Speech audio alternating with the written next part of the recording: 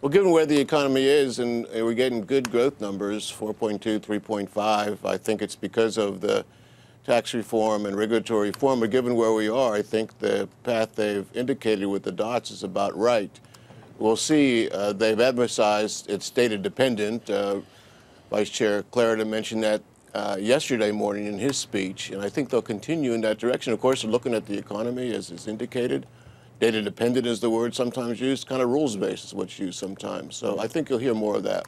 If you start looking at some of the data, there have been places where we've seen data that shows we could see a little bit of wobbliness when it comes to home sales, when it comes to car sales, when it comes to how confident CEOs are feeling. And that could be a combination of a lot of things. But when you start taking all of that into account, it does seem like the Fed, when Vice Chairman Clarida spoke on this program just a couple of weeks ago, it sounds like they think they are closer to normalization than maybe they did a couple of months ago. Is that a fair assessment, and is that your assessment?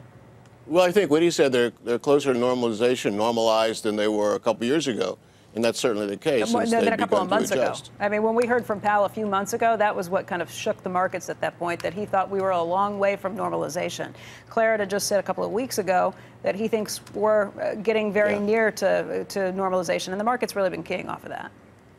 Yeah, well, they've been pretty clear with their so-called dots about where they think they're going, and I don't think that's changed very much. We'll see it come down a little bit. But I think what's different now is they're indicating what they're doing, and I think in a healthy way. Of course, if the economy weakens, they'll make an adjustment. If inflation changes, they'll make an adjustment. But right now, given what their forecast is and what other people's forecast, which has been positive, let's face it, 4.2, 3.5 again, investments picking up. I think they're helping, actually. People kind of skeptical, but since they've begun to normalize, the economy's been doing better. Let's not forget that. And we don't want to step back from that just for some reasons that don't add up. Of course they got to watch it, and of course they are watching it. But let's be careful to move them in a direction, or help move them in a direction which is not right. Rick Reeder is our guest host today. Yes, it's one of the points that Becky made. I was looking at some of the data. The revenue guidance by companies is the weakest since actually 2009 in terms of forward revenue guidance. The earnings guidance is actually a negative 10% after plus 20% a year ago.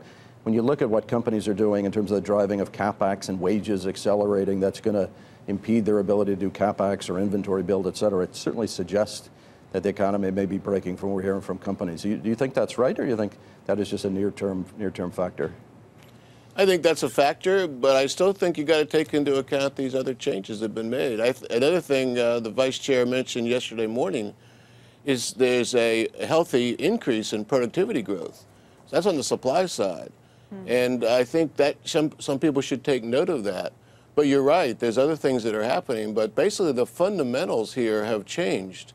And I think that's important. And of course you got to look at these shorter term numbers, but in the meantime, have a strategy, and that's what they've emphasized, the strategy that they're working off. And if you want to criticize that strategy about maybe they shouldn't be normalizing, maybe the rate should be different in the future, that's fine.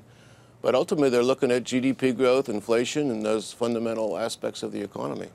Hey, John, there's a story out today that Treasury Secretary Steven Mnuchin has been querying folks, trying to get their opinion on whether they think it would be better for the Fed to be tightening liquidity at this point by unwinding the balance sheet a little faster rather than raising rates. That's something that would still serve to tighten up the liquidity, but it wouldn't hit mainstream quite as hard in terms of mortgage rates or car loan rates. What do you think about that idea?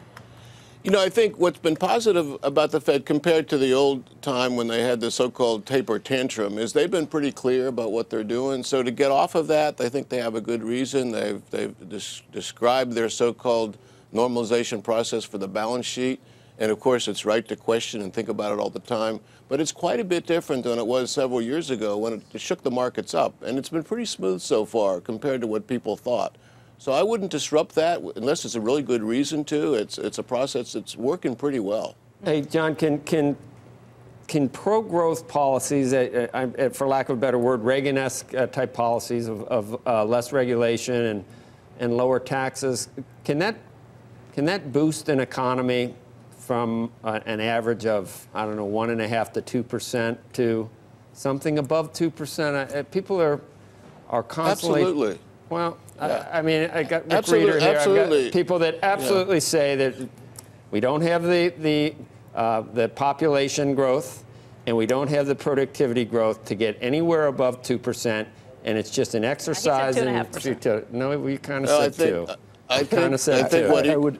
Yeah, I Kind of think said 2. Go ahead. I want to hear you, John, because I know at the Hoover Institution, I don't know. I just remember we grew so much faster than Europe for obvious reasons for 50 years because we're not an entitlement state and we do things differently here, or we're not quite as much of an entitlement state. So what can we grow at for 5 years? What could we average? We could average 2.5. Could we average 3? Could we average 3.5? What could we do?